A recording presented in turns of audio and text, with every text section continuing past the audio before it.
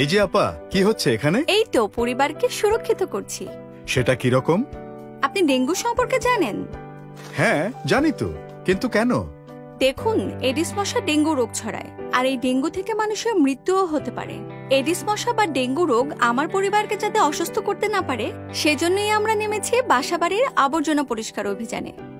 বাহ, আপনাকে ধন্যবাদ আমাদের দেখিয়ে দেবার জন্য। আপনাকেও ধন্যবাদ মেসেজটা সবার মাঝে ছড়িয়ে সচেতন করার জন্য।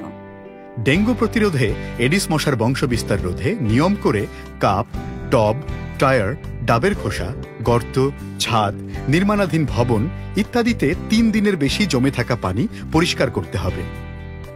আসুন ডেঙ্গু প্রতিরোধে সচেতন হই, সচেতন করি সকলকে।